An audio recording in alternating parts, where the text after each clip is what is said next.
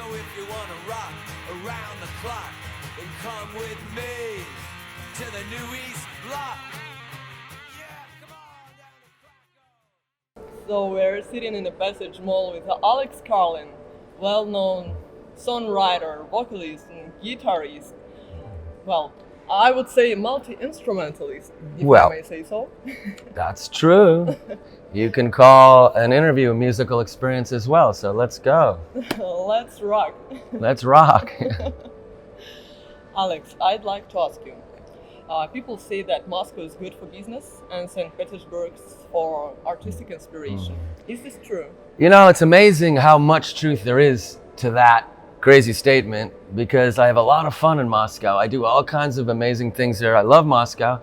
But it's the moment I arrive in St. Petersburg, it's like, boom, it's like, I'm in St. Petersburg again. And it happens every time, like within hours, I'm in a situation where I'm in some jam session or I was at a school just 2 days ago, giving a little lesson to this, because my friend was teaching there. He said, Alex, come and, teach for 30 minutes but it turned into some completely creative thing.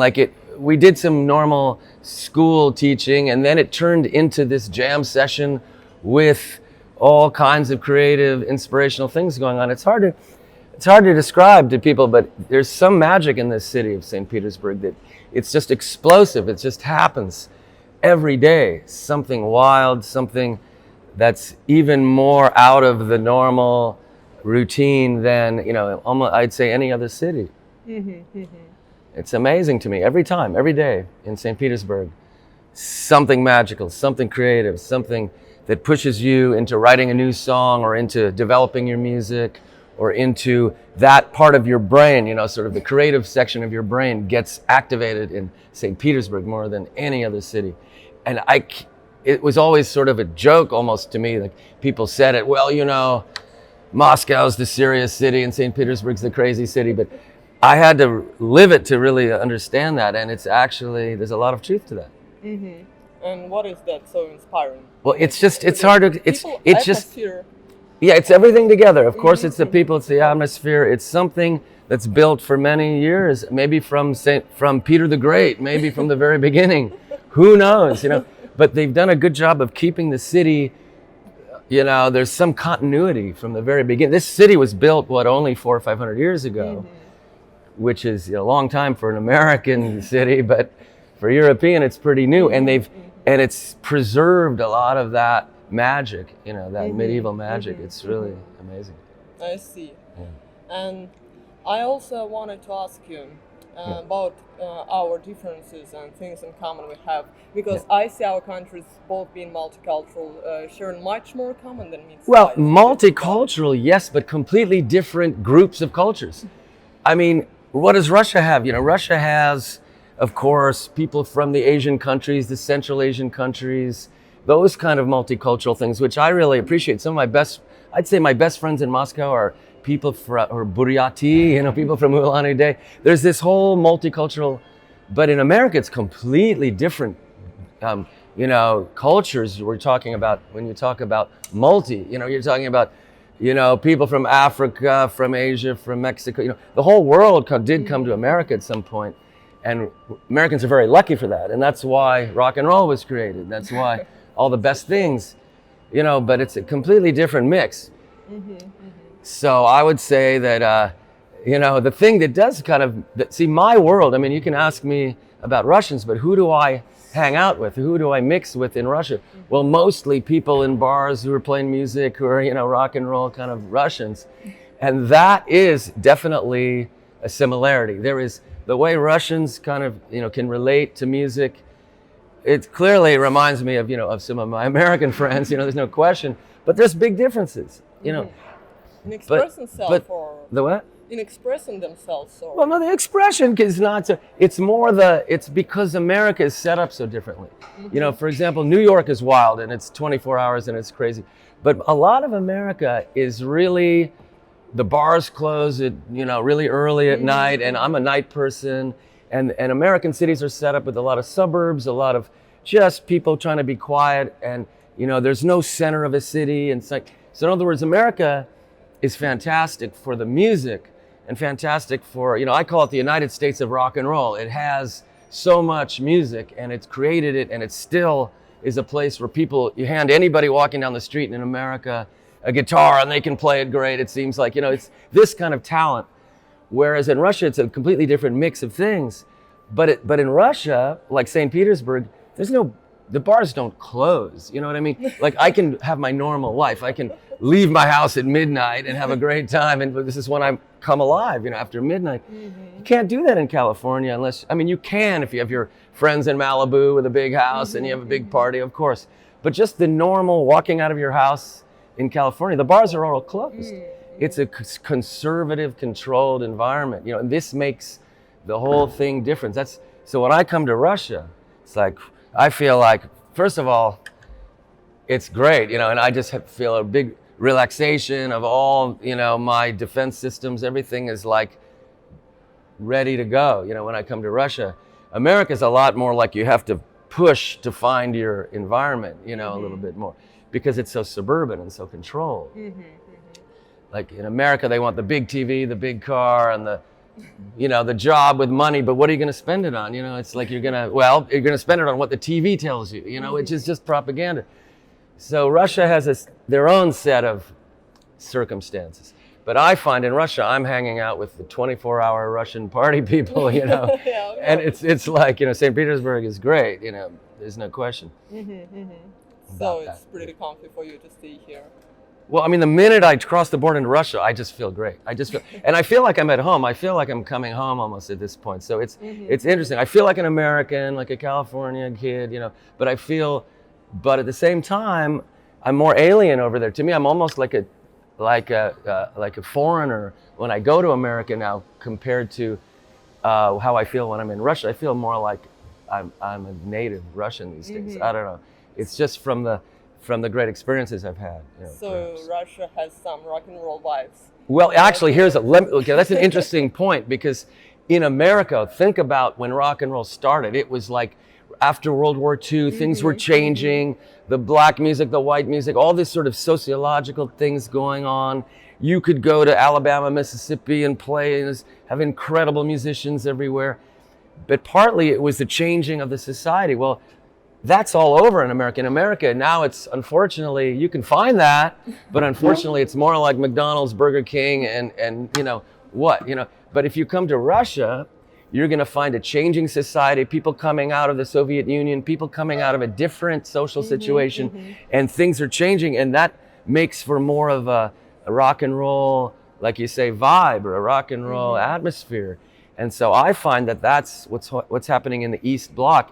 Czech Republic, Poland, Macedonia, Kosovo, Serbia, these incredible countries, and of course Russia and the Ukraine and the Kazakhstan, Kyrgyzstan, all these places have this changing social situation, which makes the music more, it's sort of more alive in some ways, the situations. So there's some connection between that changing society and rock and roll. There is a connection to that. Absolutely, I agree on that. So, and I believe that conservative, way of life kind of gives a push to when you break out of it. When you break out of that, you want to rock, maybe it's something like that. But it's funny, but Russians are ready in to. The US, and that's how it's happened in Russia back in times. There's a lot of that. But at the same time, of course, I take the train every day to another city, mostly in Siberia, the Far East.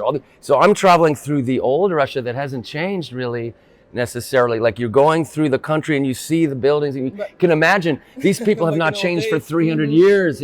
So it depends on who we're talking about.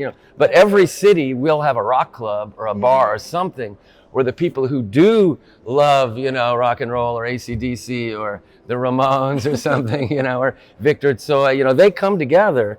And there is a common thing, For example, there's a Harrods pub. They have pubs in every city of Russia almost now. And they're sort of an oasis of rock and roll.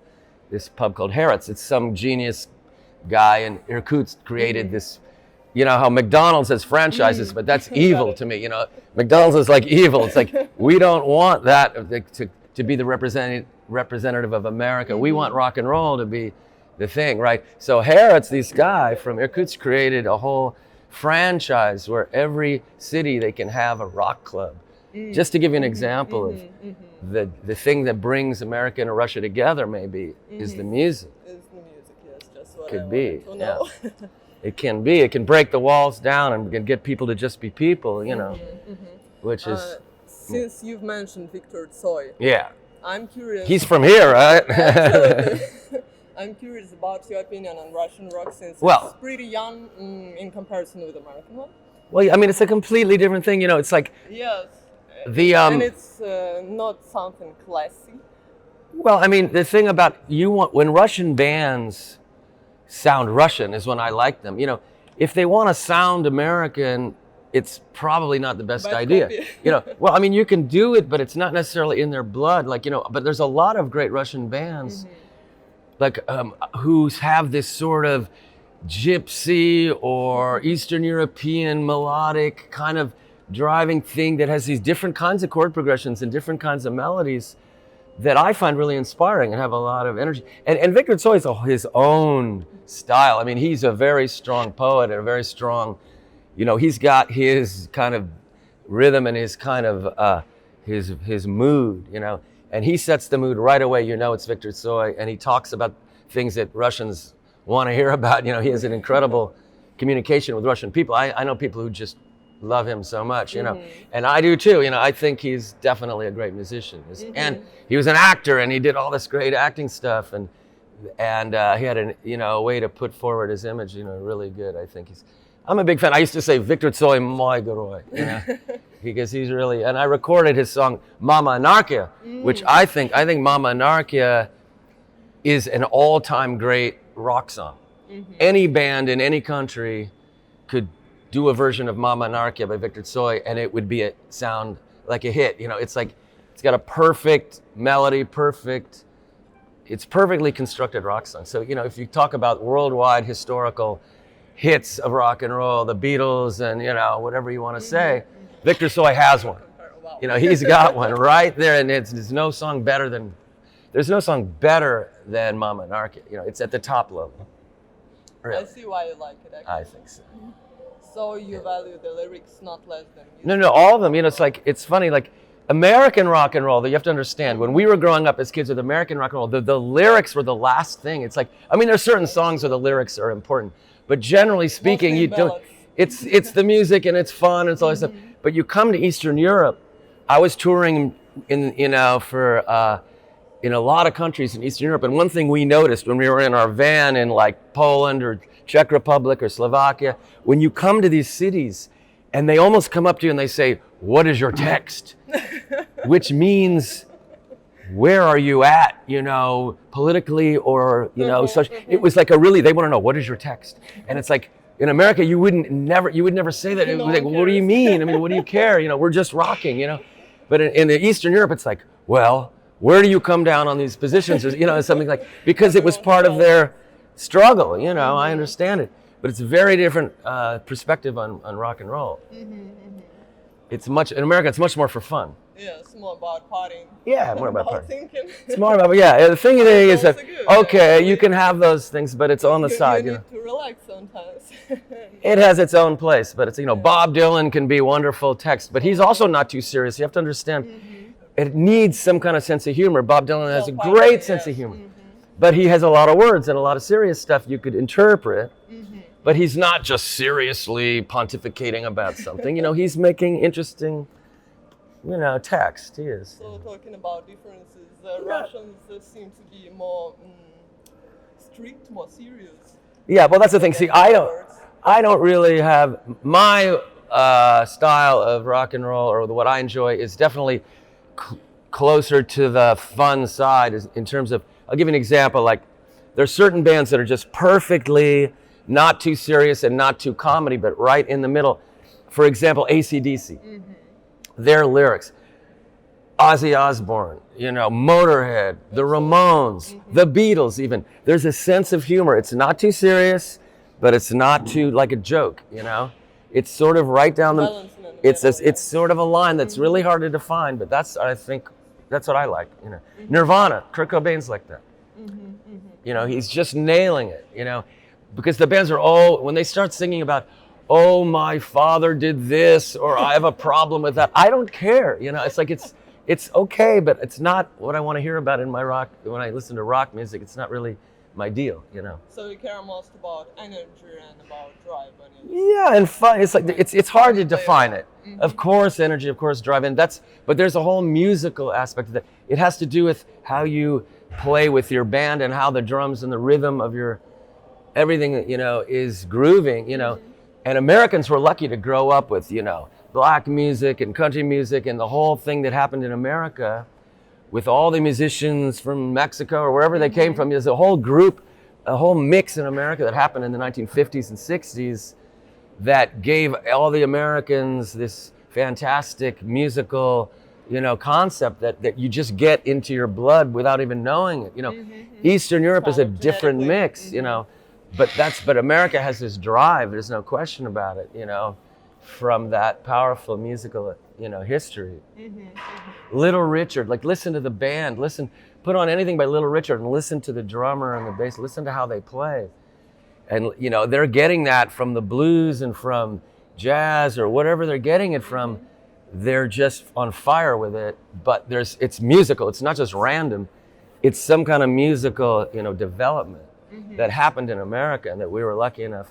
And then the bands like the Beatles and Led Zeppelin, they learned from that. That's it. I also think that in rock music, in American rock music, there is exactly music that influenced this new genre. You know, well, yeah, it's so based on real music. It's poetry that influenced developing rock well, yeah, music back in Soviet well, the times. beauty is that the Russians and everybody can appreciate all kinds of aspects of that, and they can bring in their own stuff, you know. But it is accessible to everybody.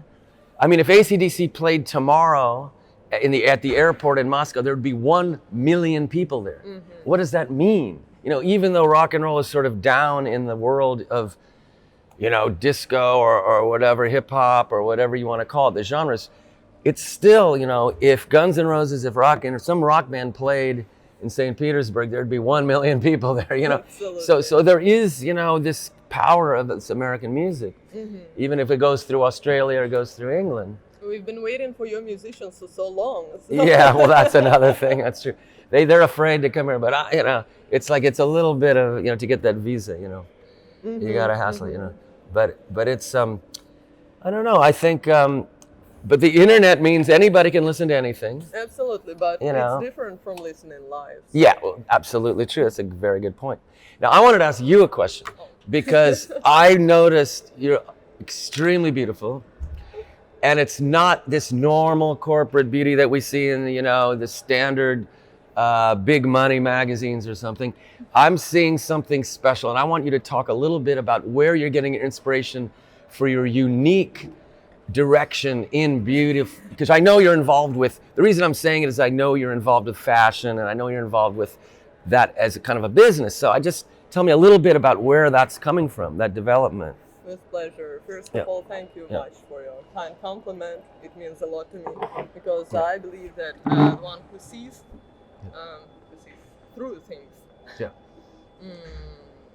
actually kind of builds this beauty. So that's right. See through it. That's important. Yes. The depth. Because I've never cared about corporational images, beauty and style. Never followed them. And never was interested. What I was interested was art, painting. So that's what you're involved in, of course. Yes. Talking about fashion, for me, fashion is haute couture, it's avant-garde. That's what we see on catwalk by, I don't know, Mugler, Galliano, McQueen, and so on. So it's more about art than about anything that's a good point. That's well sold, let's say so. And you go out in the world and you find and discover your models. Is that true? Absolutely, and also music genres and music subculture influence my style a lot. But you've developed your eye for this, what you want. You find them all over St. Petersburg and you bring them into your studio and you photograph them? Is that what you're doing? Oh, not only photograph, we're shooting a video right now for the project The Hidden Beauty. And hopefully it will arrive if we'll raise enough money through the fundraising. So we are making a video for it now. But Kind of promotional. to some extent, it just depends on your ability to find the people. Absolutely, they're not models. They're just Yes, you find real people. Yes, I wouldn't say regular. You said right, real people. And then Absolutely, out of model. and then you kind of develop them a little bit. Yes, with your team. Just make them shine brighter. Right, Because very they good, already very have that shine inside of them. Very good. Wow. And they, And- I'd like to show Yeah. that models can be pretty intellectual. That it's more than just some, I don't know, doll or some mannequin. Right. For me, model right. is kind of more like an artist, I don't know, like an actor. Because Yeah. model also helps to create an image along with designer. Yeah. Right. So right now you're working on developing it into a presence on the internet. Absolutely, yes. Hopefully people will find it What's the interesting. name if I want my friend to look it up and Google it or something? What would the Google search whatever be? The Hidden Beauty. Can you spell it? The Hidden Beauty? Yes. Hidden Beauty. Hidden Beauty, yes. Hidden Beauty. Wow, Yes. I like that. Hidden Thank Beauty. you. That's good. It's like, actually in Russian it sounds a bit different. Yeah, what would it be in Hidden Russian? Beauty. Ускользающая красота. So, Хорошо. it's kind of a bow to Bertolucci. Bertolucci. Yeah, Wow. in Russian it's a bow to Bertolucci. Wow, video его film. But I wanted to sound it differently in English, so right. the names are a bit differently, like in cinematography when you show some movie in a different country, you may change the name a bit when you want to screen it. That's great. Okay, well, I think the next time my band, Alex Kарлin band, by the way, I do have a band. Oh, I know With it. Andrei It's Samoilov. really awesome band. Andrei Samoilov, who lives in Petersburg originally. His brother is Pyotr from Elisa, he's from around here. Yeah, And Denis Matuisa, originally from Belarus, but he lives in Moscow. So the next time we play here, maybe, I don't know if there's any way we can combine our forces, but if there was a correct venue like Jagger or someplace, or you could do a little presentation, we should look into that, for the future, or at least minimum for a awesome. Video приглашение, a video invitation, we could maybe do something. That might be really That nice. would be awesome because Yeah. I want the show to be more cinematographic. Than Right. So let's not forget that. Okay. Be And I great. like to see a different, how to say it, art spheres intermingling. So music, Yes, dancing, yes. juggling, performing, modeling, anything. No, it's really good. So let's see. Where are we at now? Where we are? Where are we at? Where we are? We are in St. We're in Petersburg. St. Petersburg, yes, in What one i- of the oldest malls of the city, where Dostoevsky Really? performed. Yes. Who yes. performed? Dostoevsky. Fyodor Dostoevsky. Dostoevsky Yes. was reading here? Yes. No. Yes. it is. Like reading his poem or some kind of short story or Yes, something? Yes. That's amazing. I love Not that. only him, but well. Yeah, but Dostoevsky among is, those it's who you nobody know. better. Yeah, I love Dostoevsky. Yeah. And now Wow. I see why he likes Like he might have been St. standing Petersburg, because standing he's- on this spot, like to people down. I'm not sure Yeah, where okay. exactly he was Doesn't standing. matter. I know that on the third floor there used to be flats, Oh, living rooms. Yes. that's interesting. Yes, Wow. there was bank and a mall and flats, and Wow. theater. Well, it's still there, but the lights are Yeah. off now. So yes. I like to walk there's around- No place today. I like to walk around St. Petersburg as if I'm Raskolnikov and following what I read in the book. So you you know. followed his. Well, a little bit. In that character does come alive for me, definitely. Raskolnikov, Rodion Raskolnikov. He reminds me of an American too. In some ways, I mean, he just has that story. Is so modern in a sense. I mean, it surpasses the 19th century, definitely. It's Absolutely agree. unbelievable. I believe that's why it's so Yeah. popular Yeah. nowadays. But this whole city has still got the 17th, 18th, 19th, 20th. It's all alive here, which is interesting because what can you say? Like Russia for me is kind of this amazing thing. But I'm going to go next week. Well, actually, day after tomorrow, I go to Murmansk. My band has 3 concerts in Murmansk, and then after that, it's Chita, Blagoveshchensk, Birobidzhan, the Jewish Autonomous Region. So, I'm ready to go. It's like 13 time zones. I don't know how many time zones now, but so it's an adventure. The adventure is always in Russia. What I wanted to ask you, most of all. Oh, okay. What firstly inspired you to visit Russia? Wow, there's an actual. Interest? Well, I mean, it's always been since we were kids. The Russian kind of the evil empire of mysterious, beautiful Evil empire. empire. And in American TV and American movies, it's always the evil, the dark side, which is attractive to everybody, who's a rock and roller, And so that always was in the back of my mind. And I always liked the sound of the accent if I saw, the Russian woman on the movie, The Spy or something, Spion. And then it sort of built on, the coolness of the culture. But then what happened was I was in Berlin right before the wall came down. And I had a chance to come to Moscow in 1989 for a week. And I had an acoustic guitar, and I asked the taxi driver where I should go play my acoustic guitar, and he took me to the Arbat. And one thing led to another. We had 7 days where every day we played music. I met the same people every day. We turned into kind of a group of friends, and people would throw us money, like rubles, which we collected in a bag. And when the sun went down in 1989, there was no light, there was no anything if you didn't know where the private club was, if you're just a normal person. So we took our money and went to the Hotel Belgrade and gave it to the girl working there who disappeared and came back with everything for a kvartirnik, like vodka, bread, fish, and, Konstantin, you know what I'm talking about. And then we took it to somebody's kvartira, somebody's apartment, and we had a party all night. And then, we were just having a fantastic time every day and every night, playing music, meeting people, having incredibly interesting people, meeting on the Arbat. People who told me, oh yes, I just go to a monastery and listen to the bells all night, or something. Just people saying but in some accent, so it was very interesting. And I fell in love with Russia really immediately after 1 week. And then what happened was that week of playing on the Arbat led to the next step, because I was back in San Francisco, and there was a theater group called the Harlequin Theater, Arlekin. And the boss of the theater was Sergei Makonyan, and he came with his number 1 actor, who is Oleg Bernov.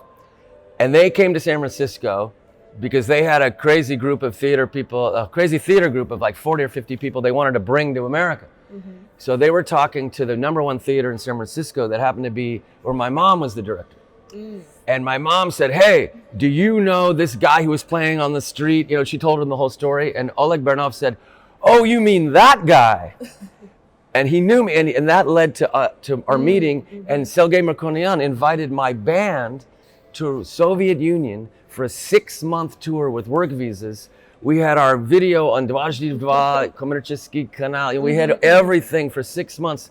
We went to, Ukrainsky SSR all the way. We went to through the Ukraine down to Odessa.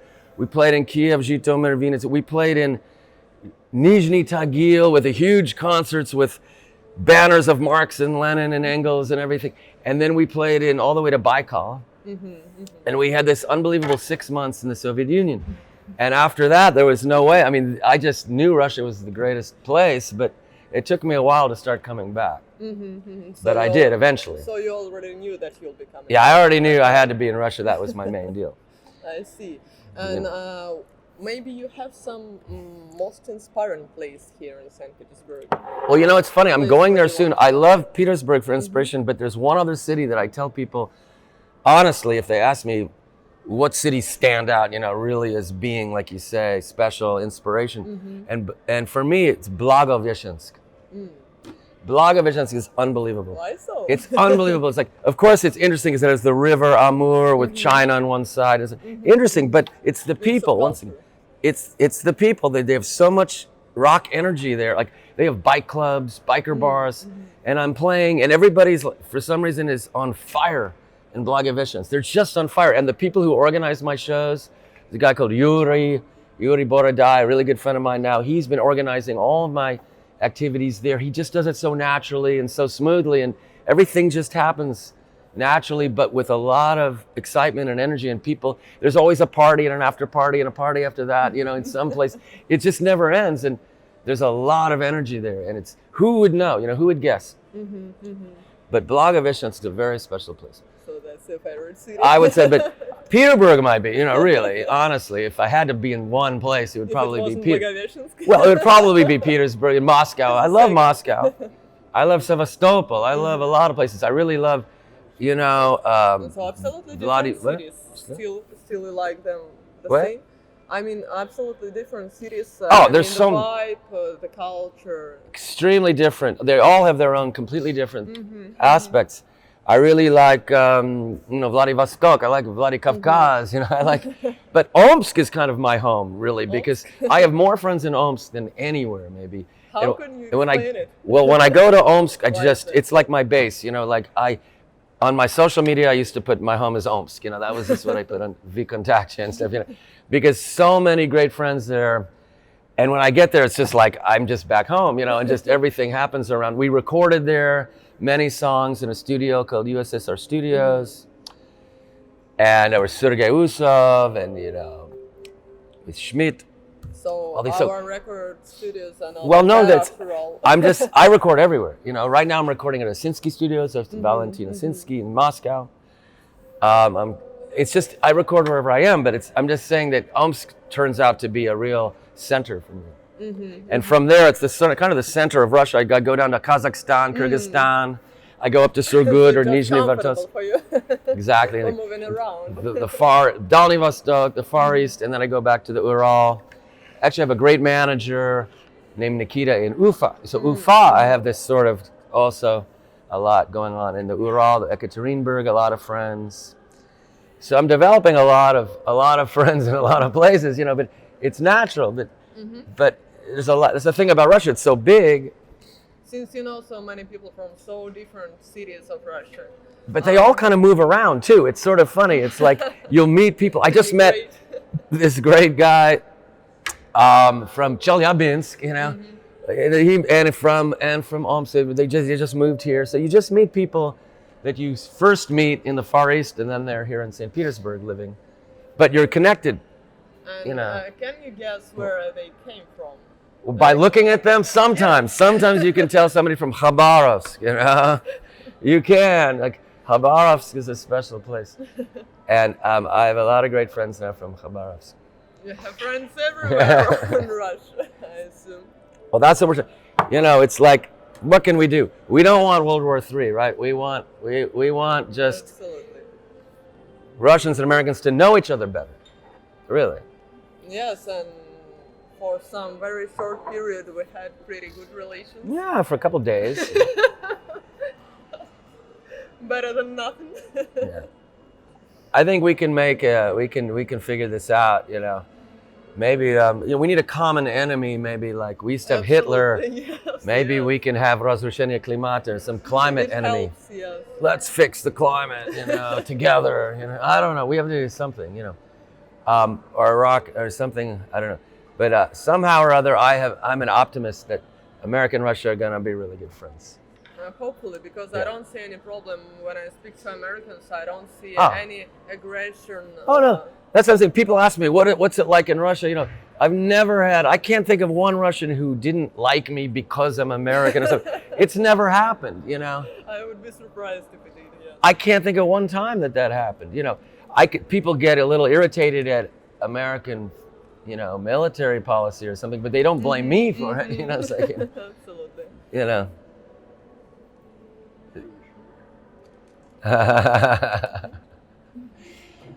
Should we wrap this things up here? Is it? Oh yes.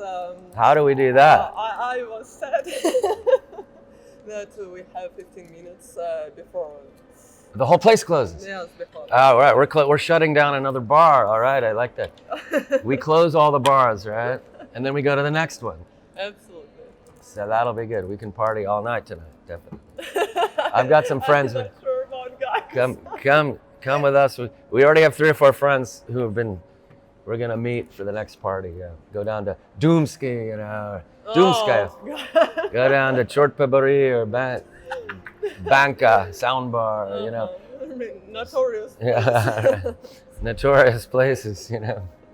So you like that underground vibe? And Yeah, of course. But that's I'm waiting for people to take me to the high class places, but we'll see.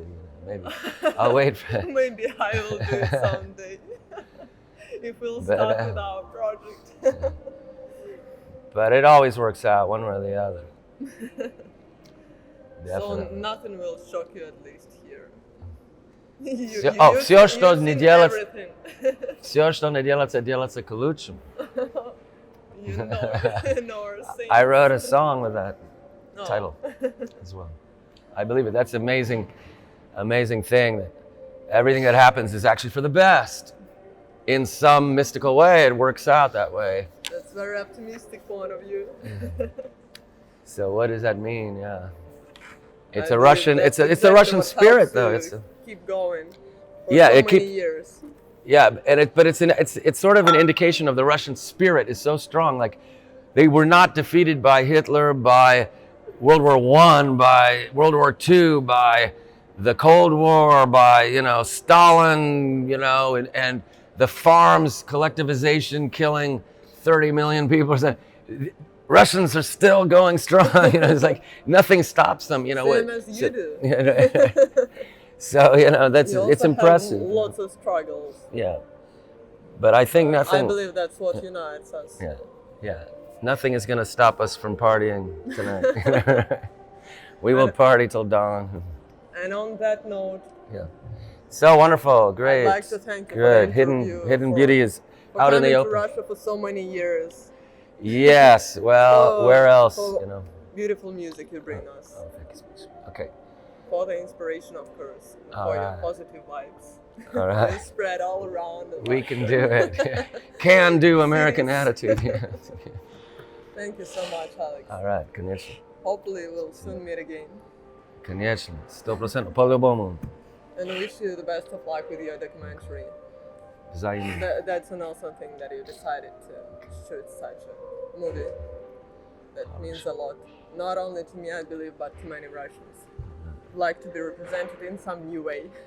Yeah, well, absolutely. That needs to be. Americans see only one thing about Russia. They see a picture of Putin, at a press conference or something. That's the only information they have about Russia. They don't have any information coming in. Mm-hmm. There's this zero information about Russia that goes to America. So we need to bring some anything, anything would help. And hopefully what we're doing with this interview or anything else. I believe that movie will be popular in Russia Yeah, as well, because we're also making get a movie, not so that let's much do it. information. Yeah, Not that reality much real show. information. Alex Kарлin riding the Russian rock and roll railroad to the next town. Let's go to Murmansk. Come on, Murmansk. You're going with me. To Mwah. Murmansk? She's Okay, going with me, well, right? To maybe Murmansk. Let's go. Okay. Well, we're going for the tickets, I Okay, guess. I could see you, but you can't see me. My Shelby more, little girl, my heart beats for. You know that I adore how I wish you were mine. La la la la la la la la la la la la la la la la.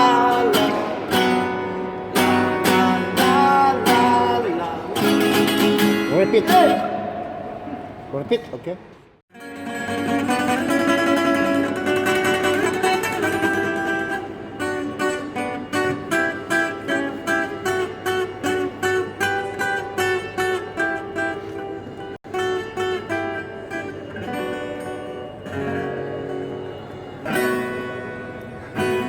встречая земля. Достоевский, привет! Федор. Восток. Паровоз, не стучите колеса. Тормозки на тормоза. Маленький родной, полной и голодный. Спешу показаться на глаза. Маленький родной, полной и голодный. Спешу показаться на глаза. Все, что не делается, делается к лучшему. Все, что не делается, делается к лучшему. Даже если твой концерт отменили, даже если менты тебя избили,